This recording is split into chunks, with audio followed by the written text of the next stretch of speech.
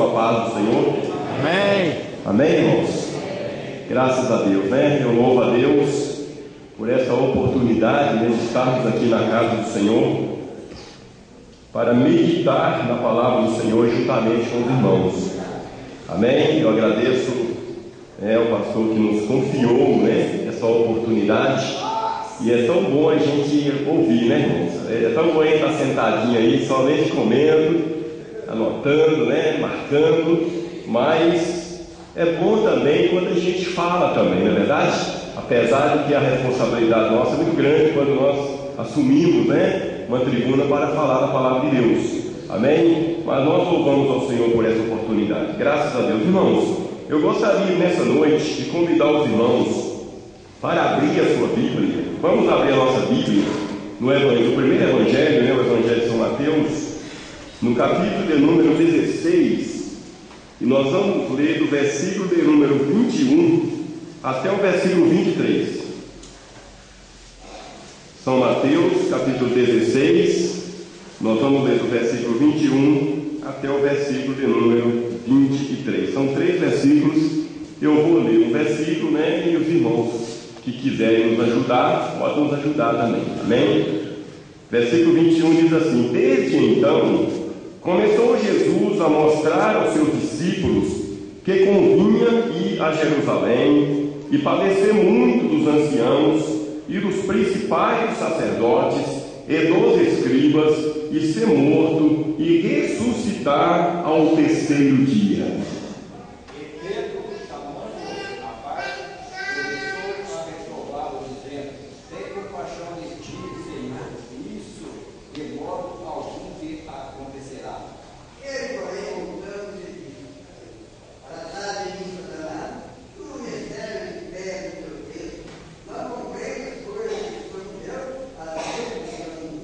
Amém.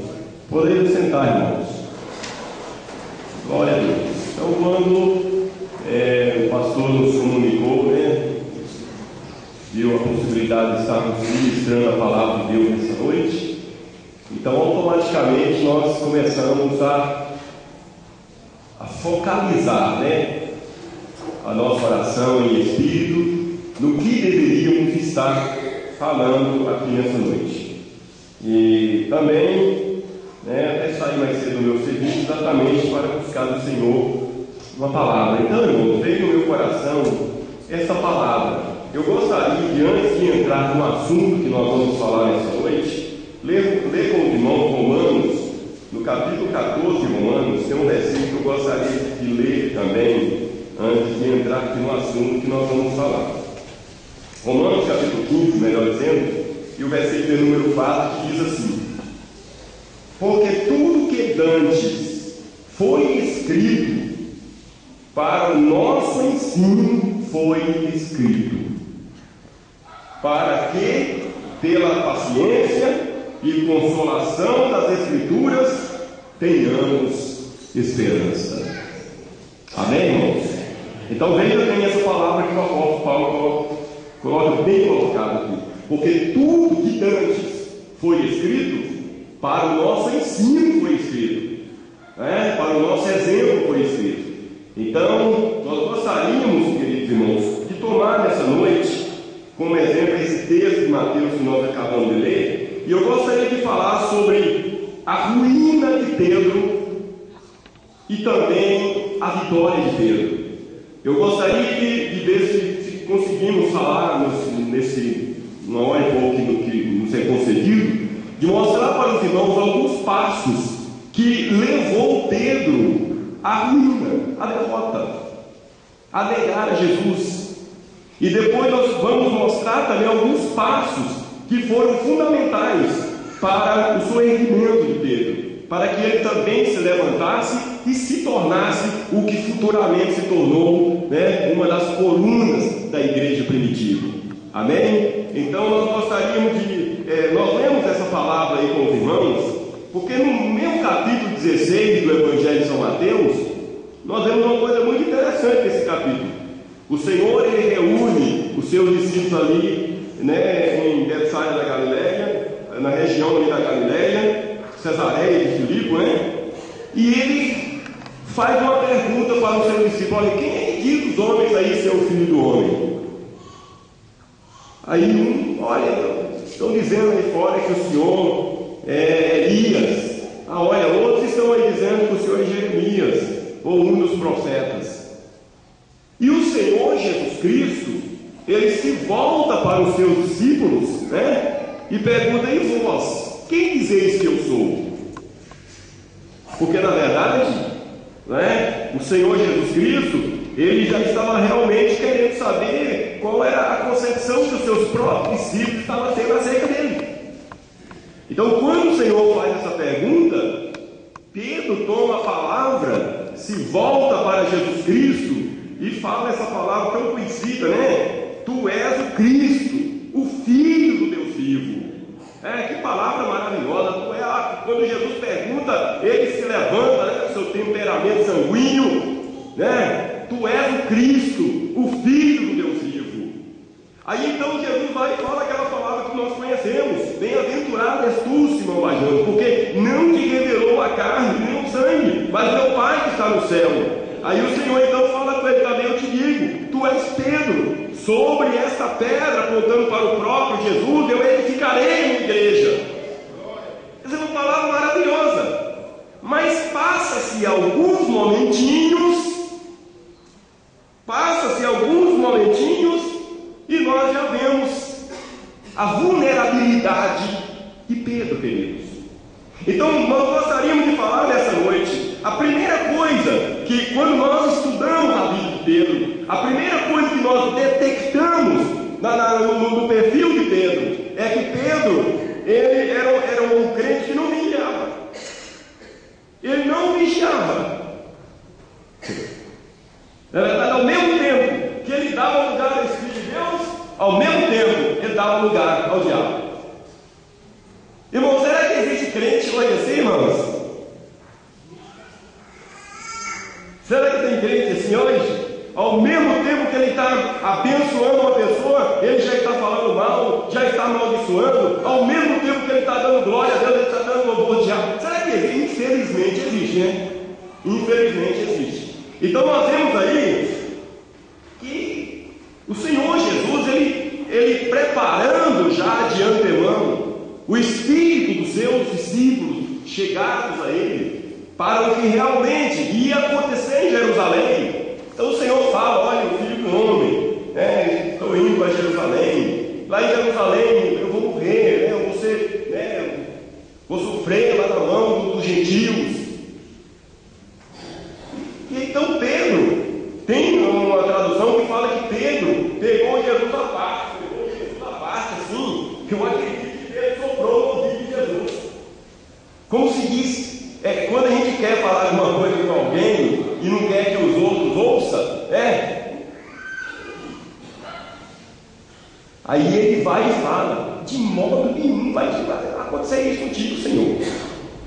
Isso não pode acontecer, o Senhor não pode morrer lá em Jerusalém, não. Então, naquela hora, naquele lapso de momento, Pedro simplesmente não vigiou. Ele simplesmente deu lugar ao inimigo.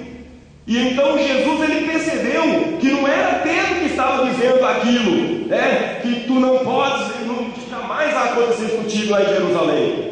O Senhor Jesus, ele discerniu naquela hora que Pedro havia dado brecha, dado lugar para que o espírito maligno entrasse nele.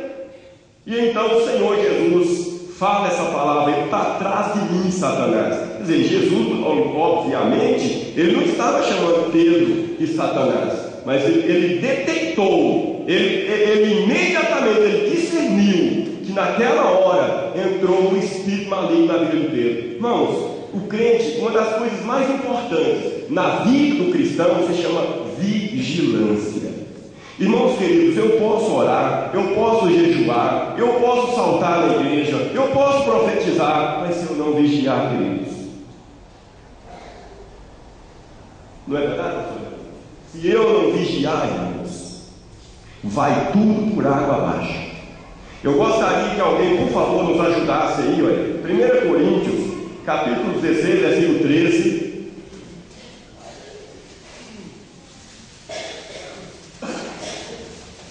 Sede vigilantes, permanecei firmes na fé, fortai-vos varonilmente, fortalecei-vos. Amém. Viu aí essa palavra de Paulo? A palavra está no imperativo, né? Essa palavra de Paulo aí, irmãos, ela está no imperativo. Então Paulo está mostrando aí que nós realmente temos que vigiar. Ele está mostrando exatamente, ó, vigiai. Na revista corrigida fala vigiai. Porque não adianta nada, irmãos. Não adianta nada. E é interessante que não é, e isso é para obreiro, é para mim que sou pastor, é para qualquer um de nós, irmãos. Se faltar com a vigilância, olha, eu estou realmente fadado ao fracasso se eu não vigiar. Olha, irmãos, a vigilância é fundamental. É fundamental. É verdade? Eu me lembro quando, na época que eu estive na polícia militar, eles tiravam o plantão do quartel. E tinha que ficar, e eu era uma das pessoas que ficava guardando a casa de arma lá em Montes Carlos, no 10º Batalhão. E às vezes na madrugada fria, eu tinha que ficar de prontidão ali, o tempo todo, não podia cochilar não. Eu estava guardando a casa de arma, onde é que estavam as armas todas. Né? Quer dizer, imagina se eu desse uma cochilada ali, a maioria estava tirando o que estava lá na sentinela, que estava todo atento ali, o resto estava todo dormindo, até o oficial da noite estava dormindo.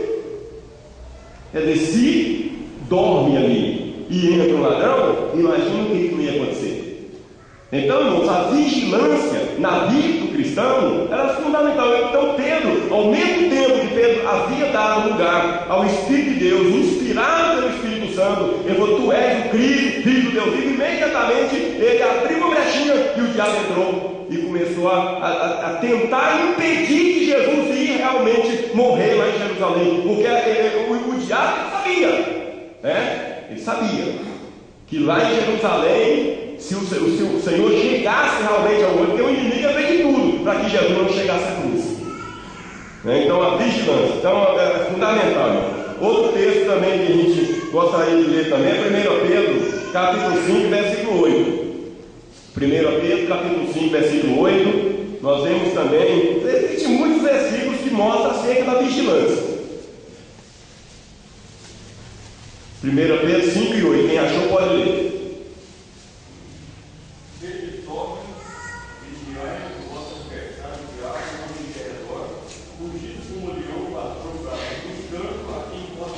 Olha, irmãos, sede sóbrios, vigiai, porque, né, olha bem aí, o diabo, vosso adversário, ele anda buscando uma brecha, ele está buscando uma brechinha.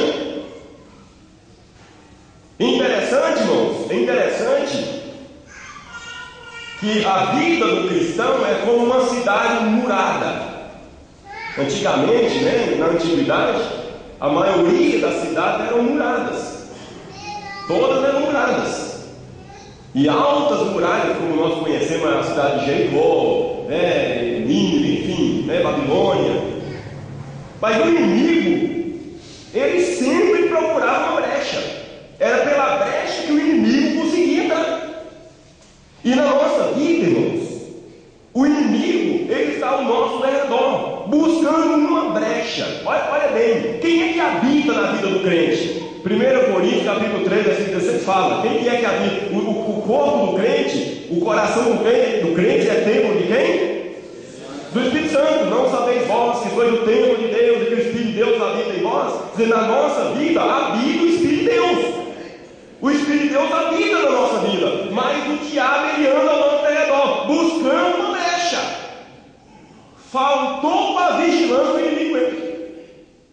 Então, por isso, irmão, nós temos que vigiar, sempre vigiar. Marcos 3,33 fala: orai, né?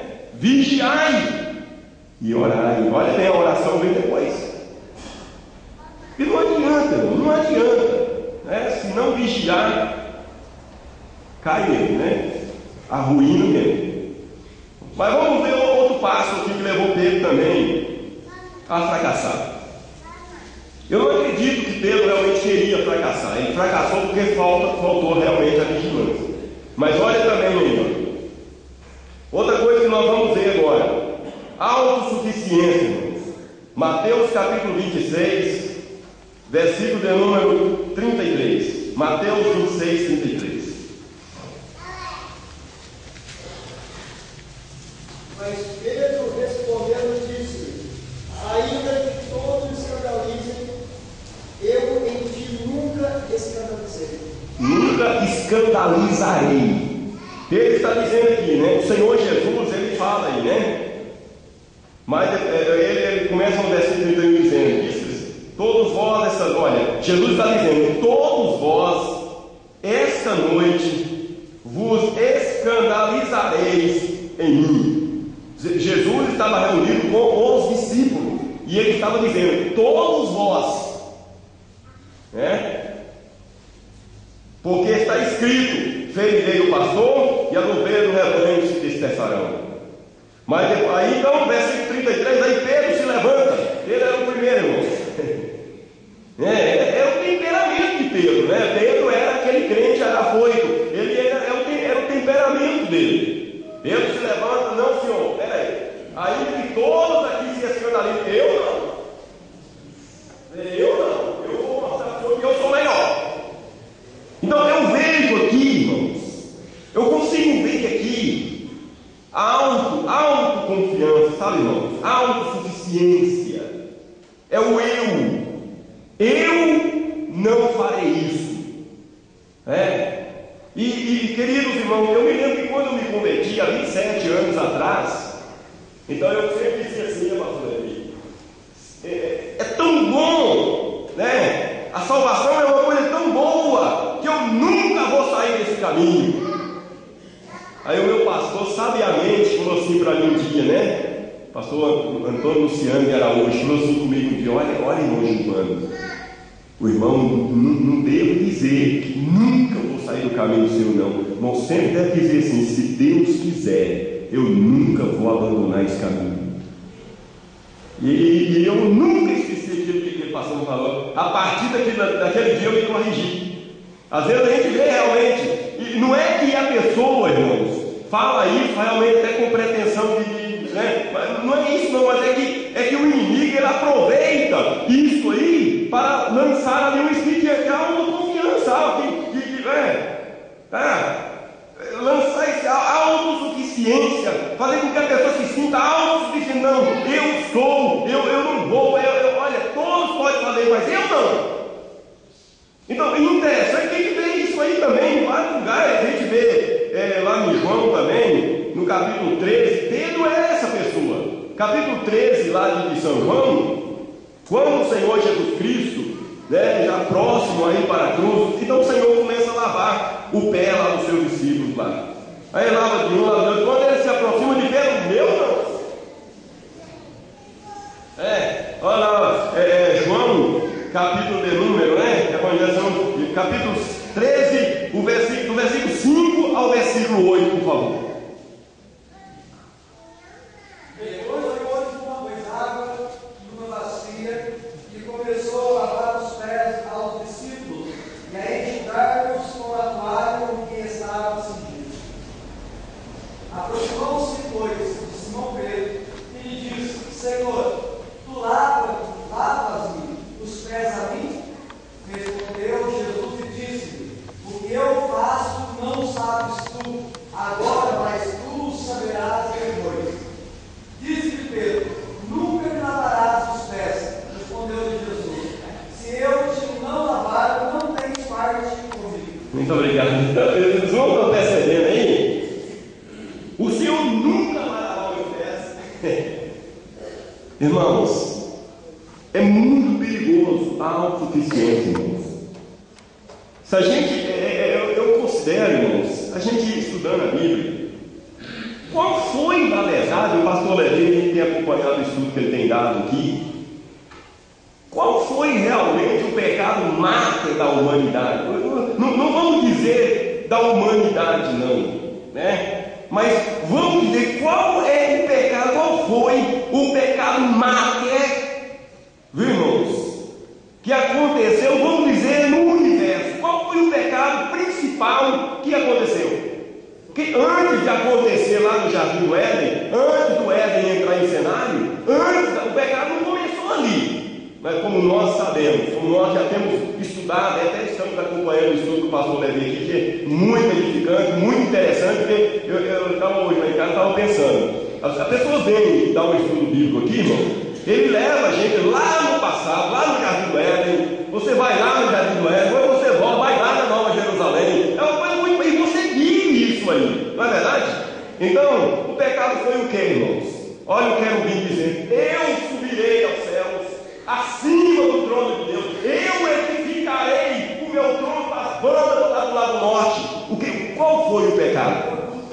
Orgulho, autossuficiência, soberba. E nós, irmãos, nós, o ser humano, ele é inclinado a isso aí mesmo, irmãos. Ele é inclinado a isso, irmãos. Nós temos que estar clamando ao Senhor, nós temos que até estar repudiando muitas vezes em oração o espírito da autossuficiência, da soberba, do orgulho, irmão. Porque a nossa tendência, infelizmente, é a nossa tendência, irmãos. É a nossa tendência. Meu Deus do céu, tem gente que ele não pode subir um degrauzinho, ele não pode. Lá em Belo Horizonte, o pastor Anselmo fala que tem pessoas que ele vai dormir, né? E ele sonha que ele cresceu de noite, mas não é que ele cresceu, ele virou na cama, e a perna está do lado de fora da cama, e ele acha que ele cresceu, não é que ele cresceu, é que ele virou na cama. Irmãos, tem um ditado que diz que Deus não dá asa à cobra para ela não voar. Imagina a cobra do jeito que é perigosa, imagina se ela tivesse asa, hein? Então é muito perigoso o pecado irmãos, a autossuficiência, do orgulho. Nós, irmãos, devemos esforçar para ter em nós o que está lá em Gálatas, capítulo 2, versículo 20. Olha essa expressão do apóstolo Paulo, esse homem que escreveu, a maioria das epístolas do Novo Testamento, 13 epístolas foi escritas por ele. Aquele homem que era doutor, era advogado, era uma pessoa realmente que tinha um conhecimento formidável, falava vários idiomas, mas olha a expressão dele, Gálatas capítulo 2, versículo 20 aí, olha. Já estou crucificado com Cristo e vivo, não mais eu, mas Cristo vive em mim. E a vida que agora vivo na carne, vivo na fé, no Filho de Deus, o qual me amou e se entregou a si mesmo. Aleluia! Já estou crucificado com Cristo. Vivo não mais eu, dizer, o meu eu já foi crucificado com Cristo. Aleluia, a vida que eu agora estou vivendo na carne, eu vivo na fé do Filho de Deus. Oh irmão, bendito é o nome do Senhor. Aleluia, nós não somos nada. Aquele lá em cima, Ele que é tudo. Ele é o pão da vida, é a água da vida, Ele é a verdade, o caminho, a verdade, a vida. Ele é a luz do mundo. Aleluia, Ele é, nós não somos nada. Aleluia. Então, a partir do momento que nós achamos que nós somos, nós estamos fadados para fracasso. Quando eu estava estudando música, eu aprendi uma coisa. Quando você acha que você agora sabe, a partir dali, você vai só diminuir. Vai só desaprender. Então, irmãos, que o Senhor nos guarde da autossuficiência. Mas, outra coisa que nós percebemos, irmãos, que levou Pedro ao fracasso, está lá em Mateus 26, 34. Mateus 26, 34. Bendito é o nome do Senhor. Disse-lhe Jesus: em verdade te digo que nesta mesma noite, antes que o galo cante, 3 vezes me negarás. Interessante que não é antes que o galo cante 3 vezes não, viu? Às vezes as pessoas lêem a Bíblia sem observar as vírgulas, a pontuação, aí ele lê lá, antes que o galo cante 3 vezes me negarás. Não, antes que o galo cante, vírgula, né? Antes que o galo cante, né? Olha bem aí, ó. Aí que fala lá, né? 3 vezes me negarás. Então tem gente que fala antes que o galo cante 3 vezes, né? Aí, irmãos, versículo 35, disse-lhe Jesus: em verdade te digo, versículo 35, disse-lhe Pedro: ainda que me seja necessário morrer contigo, não te negarei. Aqui eu vejo Pedro duvidando da palavra de Jesus. Não é verdade? Eu vejo aqui, irmãos, Pedro simplesmente, que está de uma forma até inconscientemente, Mas Pedro simplesmente, olha, Pedro havia Jesus, o capítulo 24, versículo 35, Pedro havia Jesus dizer assim, olha, ele havia escutado Jesus dizer assim: o céu e a terra passarão, porém minhas palavras não vão de passar. Pedro havia escutado Jesus falar isso. No entanto, aqui, ele duvidou da palavra do mestre. Ele duvidou. Se Jesus tivesse colocado uma exceção, todos me negarão, com exceção de alguns, Jesus só tinha falado para todos. E ele aqui fala, ele fala que ele não ia negar. Então, eu vejo aqui a dúvida.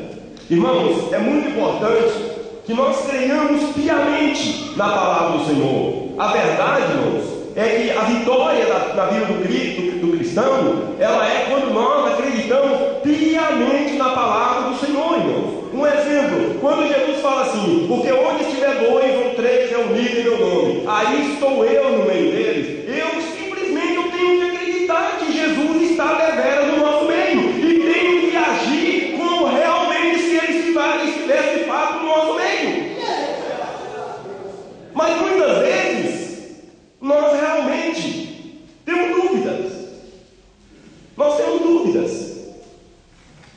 E o que o Senhor Jesus Cristo fala? Se creres, verás a glória de Deus. E ele fala: tudo é possível ao que crê. Mas muitas vezes nós cremos, mas duvidando. E quando nós começamos a duvidar, irmãos, então nós estamos realmente no caminho de Pedro. Tá? Vamos lá. O quarto passo que levou Pedro a fracassar. Vamos ver Mateus 26, 40. 26 e 40, Mateus. Alguém pode ler para mim, por favor? Tenha bondade. O rei respondendo dirá: em verdade vos afirmo que, sempre que eu fizesse a um desses meus pequeninos irmãos, a mim o fizesse. Muito obrigado, irmão. Agora eu vou pedir, por favor, 26. Agora o outro pode ler, por favor, 26, 40. E voltando para os seus discípulos, achou-os adormecidos e disse a Pedro: então nem uma hora pudeste vigiar comigo. Irmãos, aqui está outro ponto, irmãos, que nós detectamos aqui. Outro passo negativo na trajetória de Pedro rumo à sua derrota. Pedro dormiu quando deveria estar alerta. Agora, se nós formos conectar isso aqui, nós vamos ver que tudo está relacionado com a falta de vigilância. Não é verdade? Tudo está relacionado com a falta de vigilância. Ora, o Senhor Jesus, ele sabia, irmão? O Senhor, ele vai lá para o Getsemane, e ele tinha os seus discípulos lá que faziam parte do seu ciclo íntimo, e entre esses estava Pedro. E o Senhor Jesus manda eles ficarem alerta. Eu vou me retirar um pouquinho mais afastado e vou estar orando. E quando o Senhor Jesus Cristo volta, os seus discípulos, inclusive Pedro, estava adormecido. Queridos irmãos, a gente já conhece vários, o caso de Davi, pelo menos, o caso de Jonas, que estava dormindo lá, a tormenta tremenda no mar, e Jonas lá no porão do navio dormindo. É muito perigoso dormir quando se deve estar acordado. E olha o que a Bíblia diz, irmão. Romanos capítulo 13, versículo 11. E outro, por favor, abre Efésios 5 e 14. Romanos 13 e 11, Efésios 5 e 14, por favor.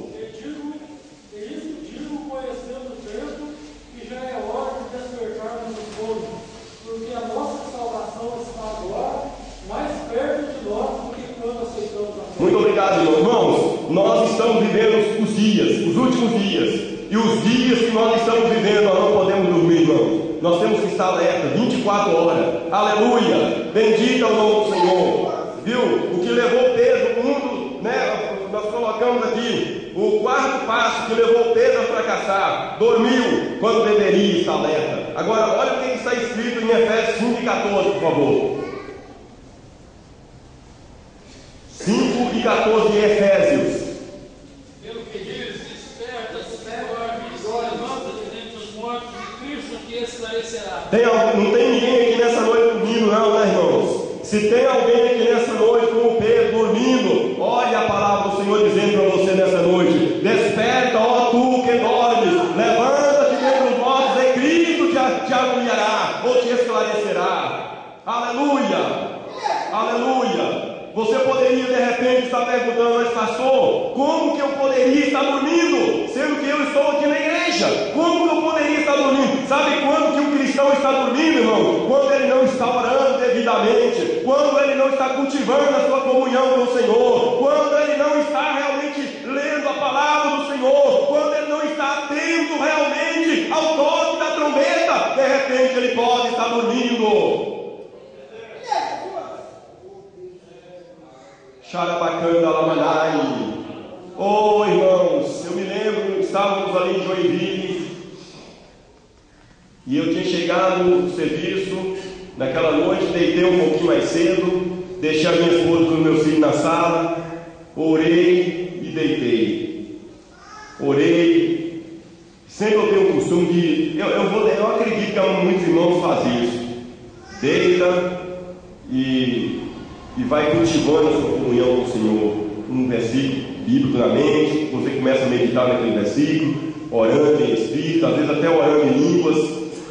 E naquela noite, sabe, irmãos, eu adormeci rápido e eu tive uma visão da glória de Deus, sabe, irmãos?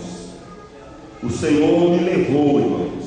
O Senhor me mostrou que eu estava num lugar e eu comecei a olhar para o céu e o céu estava todo nublado, assim, uma cor assim, muito sombria, muito triste, mas em um determinado espaço do céu eu comecei a ver que estava diferente, e de repente a minha visão ela foi ampliada, foi amplificada, e eu comecei a ver que aquilo era um paraíso, irmãos, e era uma coisa muito linda, indescritível, como Paulo disse, inefável.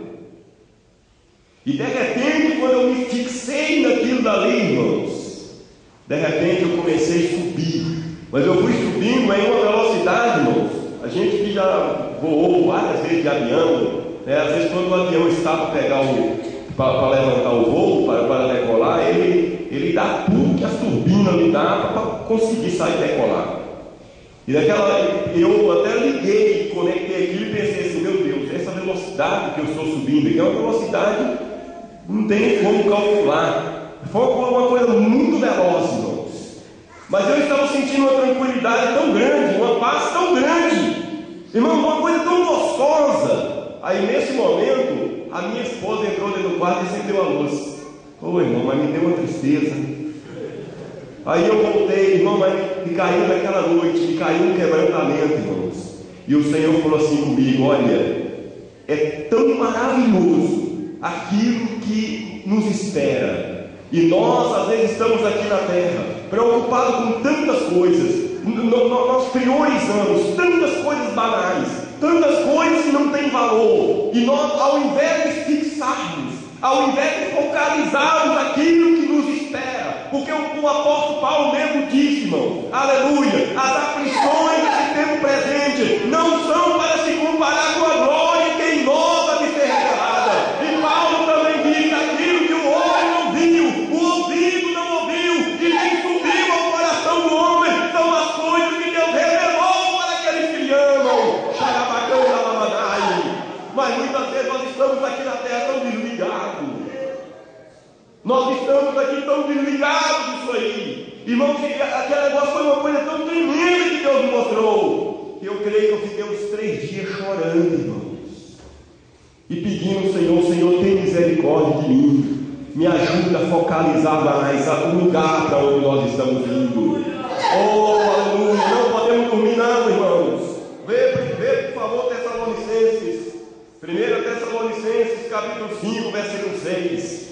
Oh, aleluia. Nós não podemos dormir não, irmão. Dormir é perigoso. 1 Tessalonicenses 5 e 6.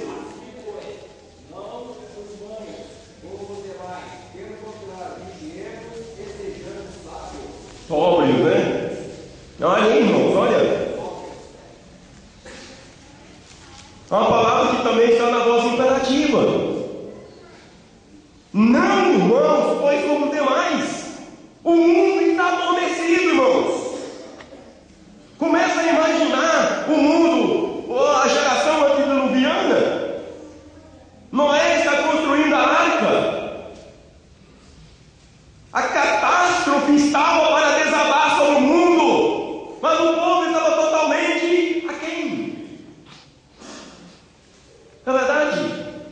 Noé estava ligado, mas o mundo estava totalmente desligado. Ou seja, Noé estava acordado, mas o mundo estava totalmente dormindo. Porventura, hoje eu estava evangelizando uma pessoa e falando para ele exatamente isso. Falei, meu amigo, a Bíblia fala como foi no dia de Noé, assim será também o dia do Filho do Homem. Aí, você sabe como é que foi no dia de Noé? O que caracterizou o dia de Noé? Violência extrema. Como foi lá no dia de Ló, desceu fogo do céu lá e destruiu o sol. Você sabe como é que foi? O que caracterizou a geração de Ló? Imoralidade. E é exatamente isso que, infelizmente, queridos, caracteriza os nossos dias: violência e imoralidade. O que nos mostra isso, irmão? Jesus está voltando. Aleluia. Não tomamos, pois, como demais, mas vigiemos. Aleluia. Oh, aleluia. Vamos ver. Vamos ver. O quinto passo que levou Pedro a fracassar. 26:51. Mateus 26:51. Bendito é o nome do Senhor. E eis que um dos que estavam com Jesus, assentando, estendendo a mão, sacou da espada e golpeando o servo do sumo sacerdote, cortou-lhe a orelha. Ô Pedro, né, irmãos? Interessante que aí não fala Pedro, né? Mas lá em João fala que foi Pedro, né, irmãos? E veja bem aí, ó. Pedro era um cristão. Ele era um seguidor de Jesus, mas era um seguidor que ao mesmo tempo que estava no Espírito, estava na carne. Infelizmente, irmãos. Ô irmão, infelizmente acontece muito isso com a gente. E eu não tenho vergonha de dizer não. Eu acredito que houve tempo na minha vida que eu fui um cristão assim.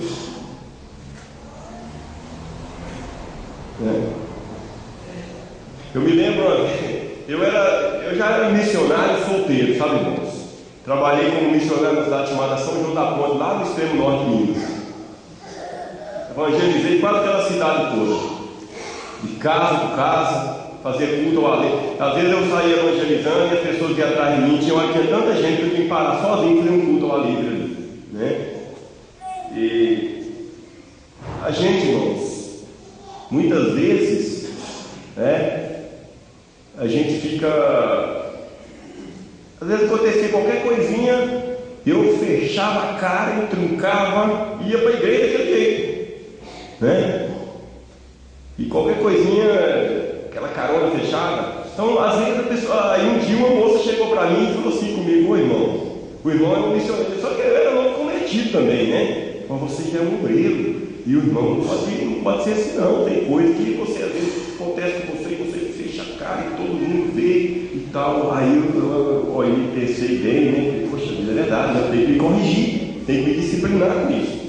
Então a gente, irmãos, olha, muitas vezes acontece isso com a gente, só que nós não podemos. Nós temos que ter firmeza, irmãos. Aleluia. Ao mesmo tempo que dá lugar a Deus, dá lugar à carne. Não, irmão. Ao mesmo tempo que está no Espírito, ao mesmo tempo que está na carne. Não. Infelizmente, irmão, existe muito cristão que é dessa maneira. Ora no Espírito, ora na carne. Não foi o que Paulo repreendeu os Gálatas por causa disso aí? Vós começaste no Espírito, mas infelizmente está se terminando na carne. Irmãos, Pedro é esse tipo de cristão. Ora no Espírito, ora na carne. E nós não podemos ser assim. Nós temos que vigiar, irmãos. Amém? Não podemos ser assim, tá? Não podemos ser levados pela carne. A carne é fraca. Jesus mesmo falou que a carne é fraca. Por isso o cristão precisa realmente fortalecer o seu espírito, para que o espírito prevaleça sobre a carne. Amém, irmãos? Paulo fala, né? Gálatas capítulo 5, versículo 7, ele fala, porque a carne cobiça, luta contra o Espírito contra a carne, e ambos se opõem para que não façais o que quereis. Mas ele fala assim, sois guiados pelo Espírito, não estáis debaixo da lei. Da lei do quê? Da lei da carne. Amém? Então, aí como o crente vai se fortalecer no Espírito? Quando ele ora, quando ele fortalece o homem interior dele através da oração, através da leitura bíblica, através do jejum, através do louvor, através da oração em línguas. Aleluia! Sexto passo que levou o Pedro à ruína: passou a seguir Jesus de longe, irmão. Esse é um perigo, irmão. Mateus 26, 58. Ô Jesus, tem tanto crente seguindo a Jesus de longe aí, né? É verdade, pastor Levi? Crente seguindo a Jesus de longe. Vê para mim, por favor, irmão. Mateus capítulo 26, né?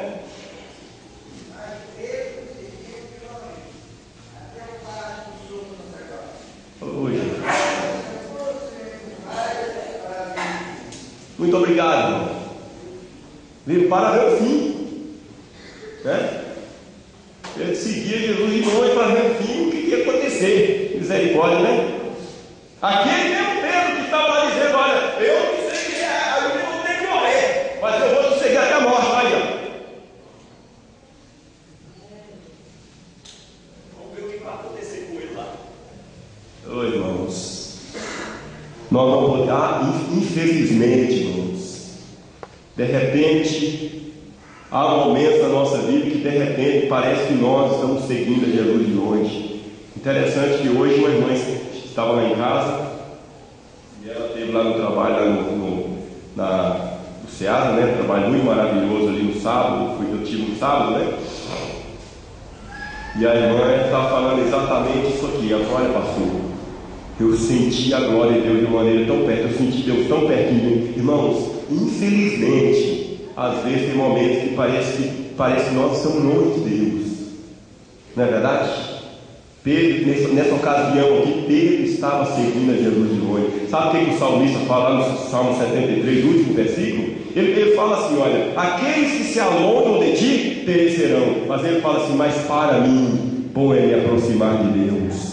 Oh, aleluia, bom é me aproximar de Deus. Você quer ter vitória na sua vida? Quanto mais perto de Deus você estiver, mais vitória você vai ter. Aleluia. Quanto mais perto de Jesus você estiver, mais você tem força para vencer o diabo. Aleluia. Não fica longe de Jesus não, meu irmão. Mas pastor, como que um crente fica longe de Jesus quando ele não ora? Uma das maneiras, irmão, mais práticas de se estar perto de Jesus, oh aleluia, é quando o crente está em oração, irmão, e ele sente o calor, ele sente a glória de Deus, o corpo se arrepia, as lágrimas vêm nos olhos, a língua estranha vem nos lábios, oh aleluia, aleluia. Não vai para longe de Jesus não, irmão, fica perto de Jesus.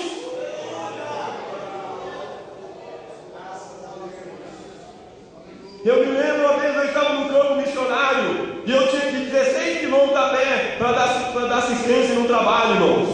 E naquela noite eu fui sozinho, 16 quilômetros para ir, 16 para voltar, passando no caminho à noite, só enxergar, irmão, só, olha, uma pessoa de branco na nossa frente, não via, e tão escuro que era.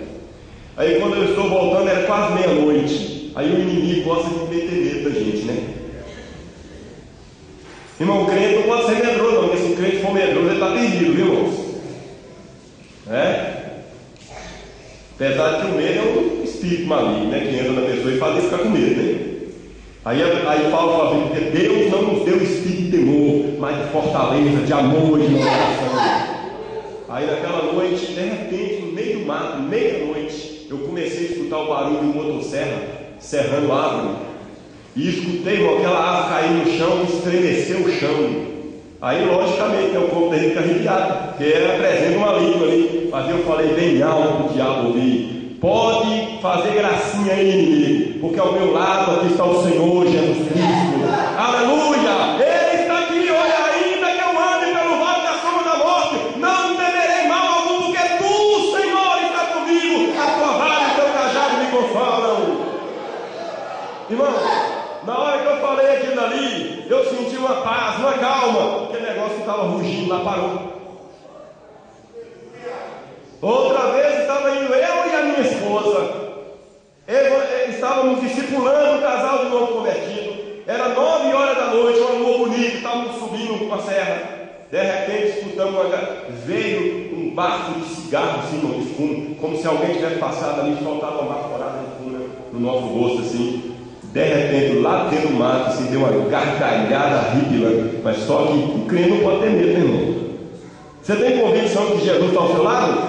Agora, o que você não pode fazer é o que Pedro fez aqui, ó. Pedro seguia Jesus de longe, irmão, isso é um perigo, irmão. Não segue Jesus de longe, não, irmão. É um perigo, né? Vamos lá. Oh, aleluia. Outro erro de Pedro, sucesso no erro de Pedro.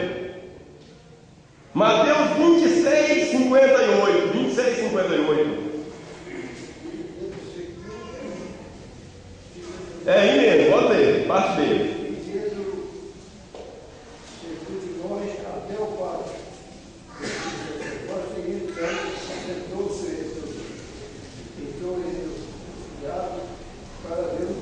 Entrou e sentou lá, irmão. Assentou na roda dos escarnecedores. Misericórdia, aí pronto. Se você é um crente que gosta de assentar na roda dos escarnecedores, que gosta de sentar no lugar onde fala piadinha, onde conta casos engraçados e que na verdade não tem graça nenhuma, você está correndo perigo. O que fala o Salmo 1, versículo 1, irmãos? O primeiro versículo que eu aprendi na minha vida foi esse aí. Bem-aventurado o varão que não se assenta na roda dos escarnecedores, né, irmãos? Bem-aventurado o varão que não anda segundo o conselho dos ímpios, não se detém no caminho dos pecadores e nem se assenta na roda dos escarnecedores. É o sétimo erro que Pedro sentou lá. E o que estava saindo ali? Olha, irmãos, infelizmente, né? Engraçado que eu estou trabalhando aqui no mercado ali, no salão de cabeleireiro, né? E um dia entrou um irmão lá. E o rapaz que trabalha comigo não é crente, não, ele é católico. Mas é um católico que dá o dízimo, que dá oferta, que ajuda os pobres, que não mente, que não rouba, que não engana, que é honestíssimo nos seus negócios. Ou seja, só falta realmente se entregar a vida a Jesus. Aí entrou um irmão lá. Aí quando ele me viu, ele me cumprimentou lá. Quando ele saiu, eu falei, mas rapaz, que é crente? Aí eu já falei que já fiquei em dúvida, falava assim, não, né? Falei mais para dentro do que para fora, né? Tem hora que a gente fala mais para dentro do que para fora, né?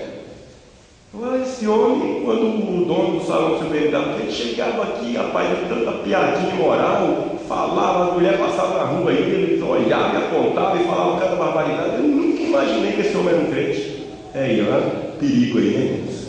Falta de quê? Vigilância também, né? E finalmente, para passar para outra parte aqui, finalmente, infelizmente, né, irmãos? Mateus 26, 69 a 71, vamos ver o que está escrito. Mateus 26, 69. 26, 69. Ora, Pedro estava sentado fora, no pátio, e aproximando-se dele uma criada disse: Tu também estava com Jesus no Galileia. Mas ele pegou diante de todos, dizendo: Não sei o que diz. Pode continuar, irmão, por favor. E saindo para o vestíbulo, outra criada ouviu, e disse aos que ali estavam: Este também estava com Jesus, o Nazareno. E ele negou outra vez com juramento: Não conheço tal homem. E daí a pouco, aproximando-se os que ali estavam, disseram a Pedro: Verdadeiramente também tu és deles, pois a tua fala te denuncia. E então começou ele a praguejar e a jurar, dizendo: Não conheço esse homem. E imediatamente o galo. Muito obrigado, irmão. O galo cantou uma vez só, né? Fala que o galo cantou 3 vezes, não. Irmãos, é interessante, é que não vai dar tempo de a gente comentar isso aqui. Mas Interessante que as pessoas com quem Pedro, que Pedro negou a Jesus, eram criadas. Ou seja, eram escravas. Eram pessoas simples ali do palácio. Eram pessoas, como se diz, eram pessoas bem simples ali da sociedade. Não eram príncipes, não eram princesas, não era magistrado, não era gente. Eram pessoas bem simples ali. E no entanto, irmãos, Pedro negou a Jesus. Agora é interessante o escritor Mateus aí dizendo, recalcando aí, que ele chegou a praguejar. A praguejar, irmãos. O que na verdade, quem poderia me dar aí, por favor, aí, um sinônimo de praguejar? O que é praguejar? Praguejar vem de quê? É um substantivo derivado da palavra praga. Ou seja, ele começou a rogar praga, irmão. Misericórdia. Jurar, olha, eu juro por tudo que a mulher não conhece. Misericórdia. A ponto, até que ponto o ser humano pode chegar? Praguejar, amaldiçoar. Amaldiçoar. Está relacionado exatamente com a palavra da praga. É exatamente, é sinônimo, né? Agora, vamos aproveitar os 20 e poucos minutos que não desce ali, irmãos, e vamos lá. O que levou Pedro a se soerguer novamente, irmãos? Então nós vimos aí, foi só cair. Agora vamos ver que Pedro não ficou caído, ele se levantou. Aleluia. Você pode até cair, você pode até estar caído, quem sabe nessa noite, mas nessa noite mesmo o Espírito de Deus está aqui e você pode se levantar, porque a palavra de Deus também ela é poder, poder para a salvação, poder para libertar, poder para levantar. Aleluia. Primeiro, o que levou Pedro à vitória, irmãos? O que fez com que Pedro caiu? Ele estava assim, ó. Pedro foi baixando até aí. Mas Deus não ficou assim, não. Ele se levantou. Primeiro passo. Aleluia.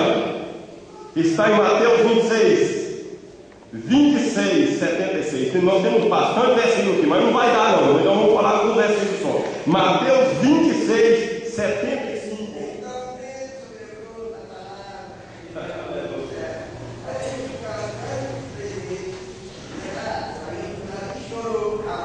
Oh, aleluia! A primeira parte do versículo.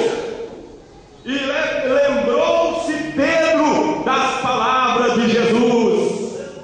Oh, aleluia! O que faz com que qualquer um que está caído se levante, irmão? Lembrar da palavra de Jesus, irmão. A palavra de Jesus, ela é poder. Paulo disse, eu não me envergonho do evangelho, porque é poder de Deus para a salvação daquele que crê. Oh, aleluia, a palavra de Jesus. E quando Pedro lembrou da palavra de Jesus, ele já começou a se levantar. Aleluia! Você está caído? A palavra de Jesus te levanta nessa noite. Oh, aleluia! João capítulo 6. Quando o Senhor Jesus está dando discurso sobre o pão da vida, aí ele chega no versículo 50, 54, ele começa a falar: aquele que come a carne e bebe o meu sangue, eu levantarei no último dia. Ele fala: porque verdadeiramente a minha carne é comida e o meu sangue é bebida. Quem come a minha carne? Aí o povo começou a ficar escandalizado. Pera, comer carne, beber sangue, que linguagem mais estranha é essa? Que coisa mais esquisita, né? Não pode falar no espanhol, porque é esquisito no espanhol. Palavras até no português quase que até deixei de usar para não confundir com o espanhol. Aí, irmão, um vai para lá, outro vem para cá, aí começa a balançar o alicerce ali dos discípulos, e um começa a cochichar no ouvido do outro, e o Senhor percebe que eles também estão meio balanceados. Aí o Senhor pergunta para ele: vós também quereis retirá-los? Pedro se levanta. A gente tem que tirar o chapéu para muita coisa na vida de Pedro, né, irmão? Aí Pedro se levanta e fala: Senhor, para quem iremos nós, Senhor? Só tu tem palavra de vida eterna. Aleluia, eu creio, irmão, que quando Pedro estava lá embaixo, Pedro começou a lembrar disso que ele havia dito, das palavras que ele havia ouvido de Jesus. E ele então, querido, ele começou a ser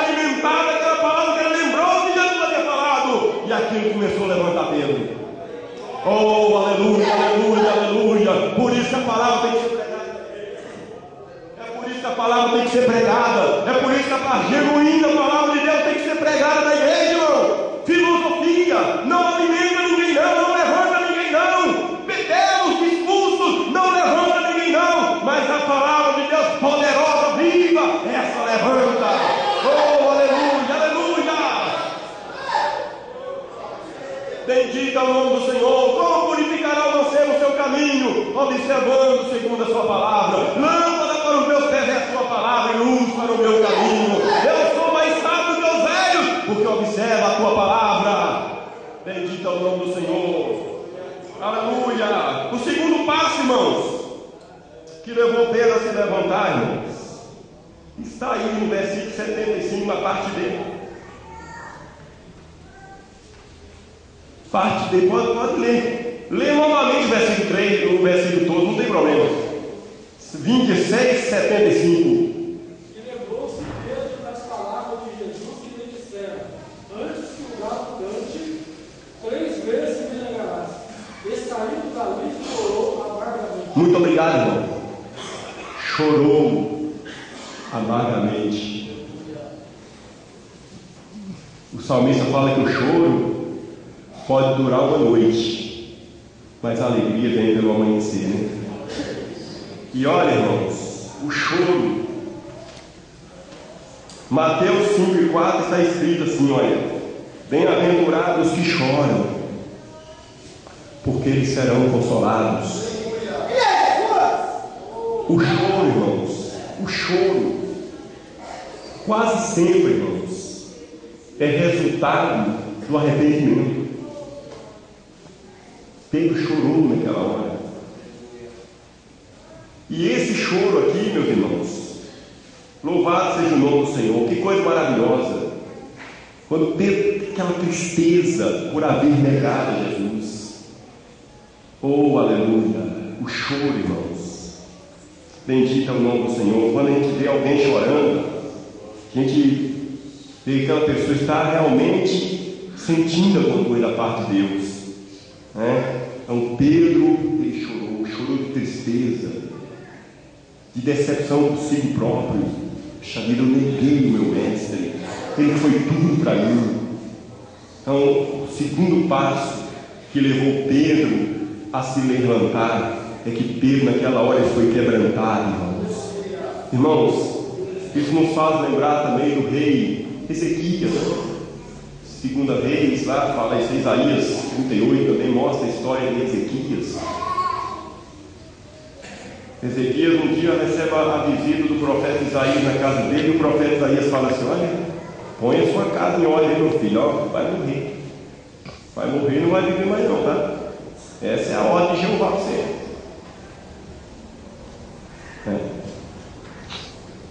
O profeta entregou a mensagem e foi embora. Ezequias vira a cara para a parede, começa a orar e chorar amargamente. Lágrimas, irmãos, comovem o coração de Deus. A lágrima comove o coração de Deus. O profeta está indo lá fora, já está longe, lá de repente, ele recebe uma nova ordem. Ó, para aí, ó. Ainda bem que o profeta era bem sensível à voz de Deus, né? Parou lá, volta lá. E diz para o meu servo lá que eu vou dar mais 15 anos de vida para ele. Volta lá. Eu vi a lágrima dele. Aleluia! Irmãos, eu sou um crente chorando. Uma coisa que não pode faltar no meu bolso é um lenço. Né? Minha filha, no meu aniversário, ela me deu uma caixa de lenço. Eu falei: ô minha filha, foi um dos melhores presentes que você me deu. Né? E é verdade, irmãos. Sinceramente, o dia que a minha esposa é papel higiênico, né? Ela chora muito, então às vezes não pode faltar dentro da bolsa, tem que ter um lenço ou um rolo de papel higiênico. Porque, irmão, o crente, quando ele sente a glória de Deus, ele chora muito. Aleluia! Pedro chorou, irmãos. E aquele choro foi um remédio, foi uma vitamina para dar mais um empurrãozinho para cima na vida de Pedro. Você tem chorado? Xarabacanda Lamadai. Oh, aleluia! Eu lembro de uma jovem lá em Belo Horizonte, irmãos. Aquela jovem, ela não sentia nada na igreja. E um dia ela falou assim: Senhor, eu quero sentir alguma coisa. Eu não sinto nada. Eu vejo todo mundo chorando, falando língua estranha na igreja. E eu não sinto nada. Eu não sinto arrepio, não sinto lágrima, não sinto nada. Mas eu não aceito isso. E na hora que o pregador pregou e fez o apelo, ela falou: eu vou lá na frente, eu vou dobrar o meu joelho na frente, e eu só vou levantar na hora que eu tocar. Eu quero sentir alguma coisa. E ela foi na frente, irmãos.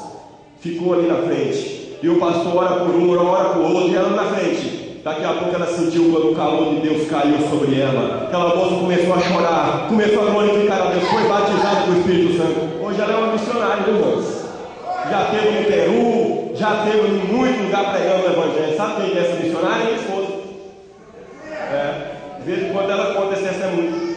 Bendita o nome do Senhor. A lágrima, irmãos, para o mundo lá fora é sinal de. O mundo lá fora, quando uma pessoa está chorando, é sinal de fraqueza, de debilidade, de covardia. Mas diante de Deus não, irmão. A lágrima de um crente tem muito valor diante de Deus. Oh, aleluia. Davi era um homem de lágrimas. Jeremias era um homem de lágrimas. Jeremias era o profeta das lágrimas. Tem uma hora que no capítulo 9 ele fala: oxalá, tomara que a minha cabeça se tornasse uma caixa de água, e eu choraria de dia e de noite pelo meu povo que está sendo levado cativo. Oh, irmão, chora pela obra de Deus, irmão. Oh, aleluia, aleluia. Chora pelas almas perdidas, chora pela obra missionária, chora pelos pastores, chora pela sua própria vida. Bem-aventurados que choram, porque eles serão consolados. Aleluia. Enquanto nós estamos aqui, temos que chorar, temos que.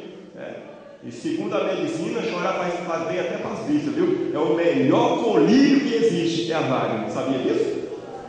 Saiu na revista deles uma reportagem sobre isso, viu?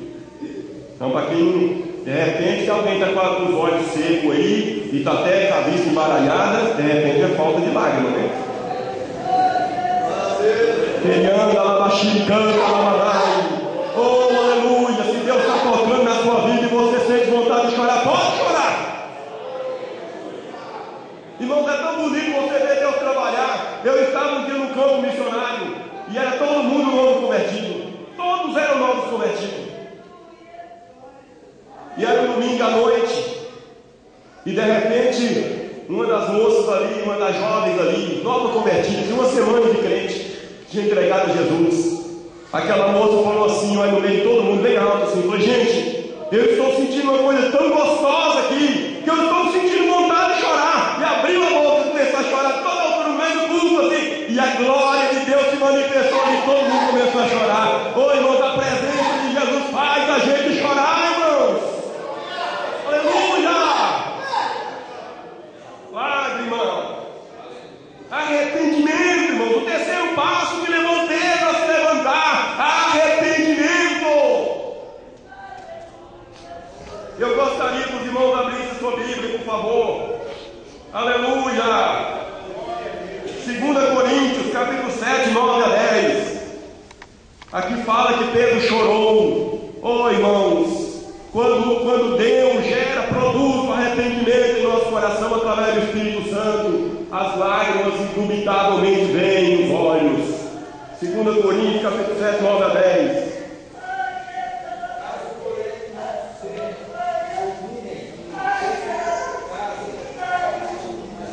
Segunda Coríntios 7, 9 a 10. Agora,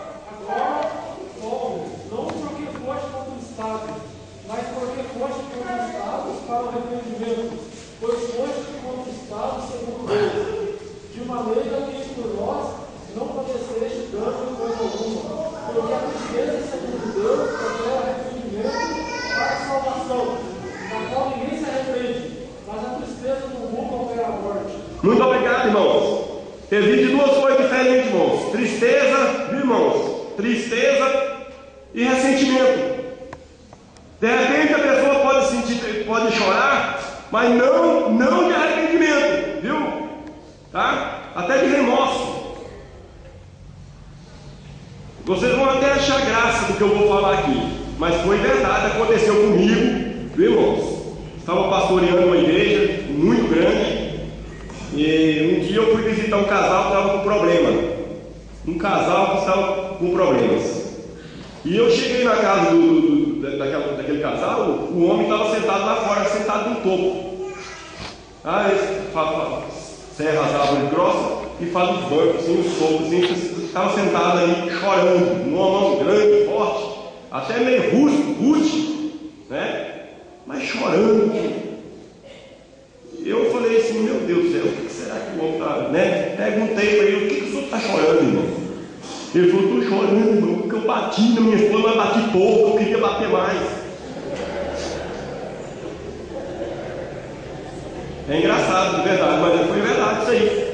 Então, de repente tem gente chorando aí, né, de remorso, chorando porque por um determinado assunto. Mas olha bem, irmão, Pedro está chorando aqui arrependimento. Porque o choro, olha, irmão, aqui nessa palavra, Paulo está dizendo aqui, porque a tristeza, segundo Deus, tristeza. Pedro sentiu tristeza por haver negado Jesus e ele chorou. E aquela tristeza, que foi uma tristeza do Espírito de Deus na vida dele, fez com que os seus olhos lacrimejassem. Arrependimento, irmãos. Arrependimento. Olha, meus irmãos, será que se Judas tivesse arrependido, será que o Senhor não lhe teria perdoado? É uma pergunta para que você vá meditando nela. Não é verdade, pastor Levi? Eu coloquei aqui isso aqui como pergunta. Será que se Judas tivesse se arrependido, será que o Senhor não lhe teria perdoado? O que você pensa? Depois responda depois, né? Para você mesmo. Então, arrependimento, irmãos. Arrependimento. A mensagem central do Evangelho, aquele que crê, se arrepender, né? Quarto passo, já estamos terminando.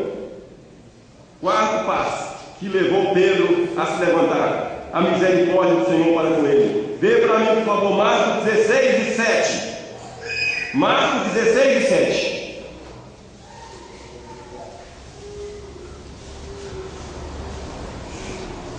A misericórdia do Senhor para com ele.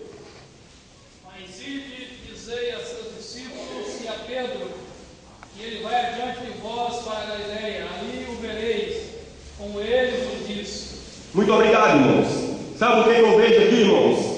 A misericórdia de Jesus para com Pedro. Pedro havia negado Jesus, mas Jesus não havia negado Pedro. Oh, aleluia! Pedro havia se distanciado de Jesus, mas Jesus não havia se distanciado de Pedro, não, irmãos. Por um momento Pedro esqueceu Jesus, mas Jesus não esqueceu Pedro, não. Sabe o que é isso aqui? Misericórdia, irmãos. Aleluia! Depois que o Senhor ressuscita, eu começo a imaginar Pedro escondido. Hoje o pessoal faz DVD, mostra isso, até, né? Mostrando sobre Pedro. Irmãos, será que foi fácil para Pedro se aproximar de Jesus? Eu acredito com que Pedro ficou escondido lá com vergonha, principalmente depois de Jesus ressuscitar. Mas o Senhor então, irmãos, estende a misericórdia dele sobre Pedro. Aleluia! Essa palavra, que coisa maravilhosa aí, a iniciativa de Jesus. Dizei a seus discípulos, né? João, Tiago, fala para ele lá, mas diz a Pedro também. Vai lá, fala para Pedro que eu não esqueci ele, não. Fala que ele me negou, na verdade, mas eu continuo amando a ele. Vai lá e fala para ele isso aí. Oh, aleluia! Não foi um empurrão para que Pedro levantasse. Oh, aleluia, irmãos. Lamentações 3 e 22. As misericórdias do Senhor são as causas de não sermos consumidos. Aleluia, novas são a cada manhã. Grande é a sua fidelidade. Oh, aleluia. Sabe por que nós estamos aqui nessa noite? Não é porque nós somos bonzinhos, não. É porque a misericórdia do Senhor nos alcançou, irmãos. Oh, aleluia. Pedro começa a sua epístola, sua primeira epístola, capítulo 1, versículo 3. Ele começa louvando o Senhor, e ele chama o Senhor lá. 1 Pedro 1 e 3, ele falou uma coisa muito maravilhosa, considerando a misericórdia do Senhor. Aí Pedro fala assim: olha, bendito seja o Deus e Pai de nosso Senhor Jesus Cristo, que segundo a sua grande misericórdia nos gerou de novo para uma viva esperança. Pedro estava caído, mas o Senhor levantou Pedro pela sua misericórdia. E finalmente,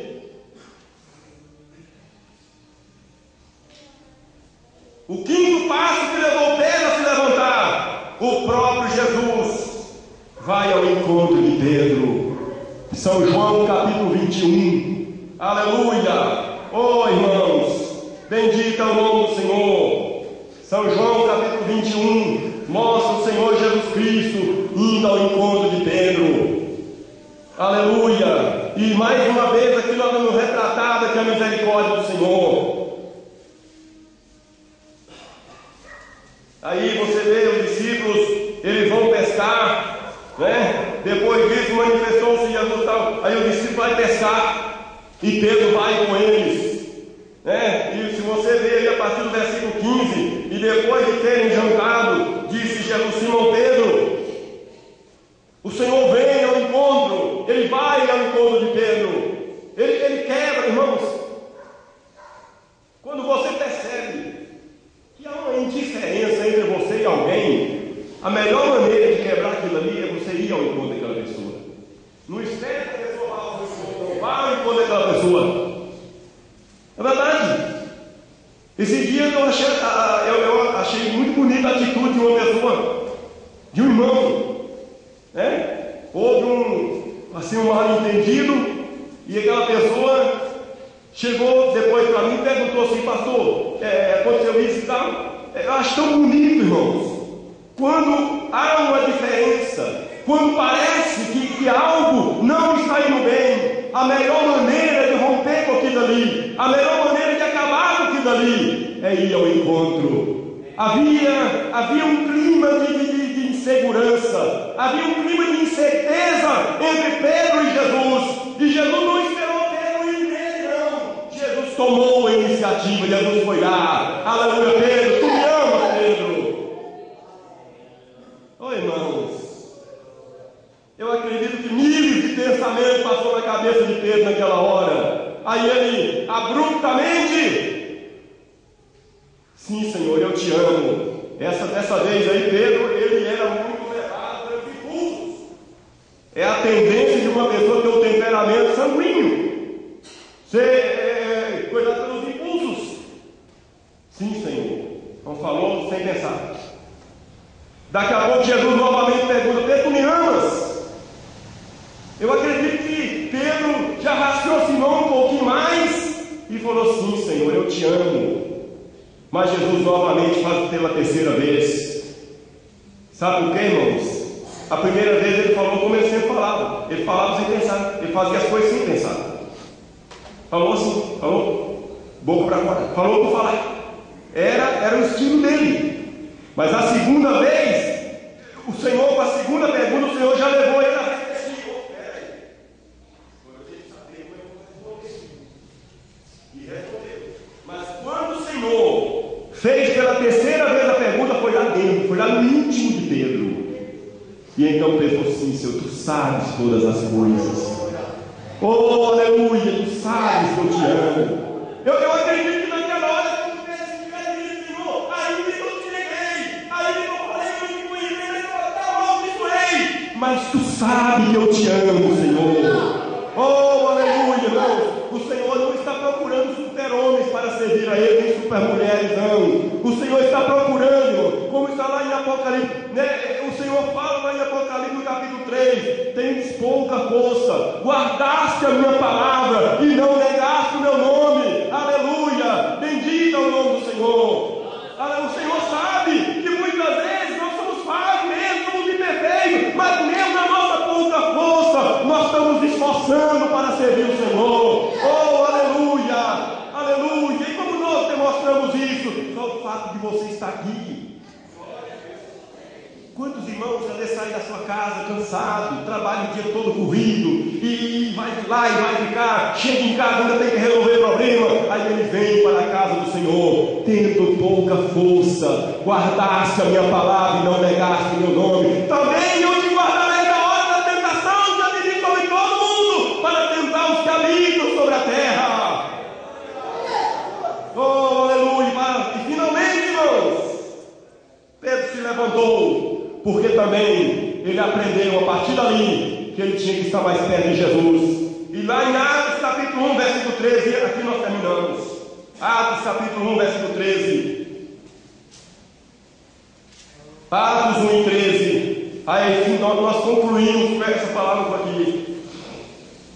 E entrando, subiram ao cenáculo onde habitava Pedro, Tiago, João e André, Filipe, Tomé, Bartolomeu e Mateus, Tiago, filho de Alfeu, Simão, Zelote, Judas, filho de Tiago. Todos eles perseveravam unanimemente em oração e súplica com as mulheres e Maria, mãe de Jesus, e com os seus irmãos. Pedro se tornou um homem de oração. Ele descobriu na sua triste experiência que não valia a pena estar longe de Jesus. Ele queria estar mais perto de Jesus. Portanto, no dia do Pentecoste, quando o Espírito de Deus desceu sobre a igreja, Pedro foi aquele que vai receber o poder de Deus e se levantou cheio da unção de Deus e mostrou que ele não tinha ficado prostrado, não. Aleluia!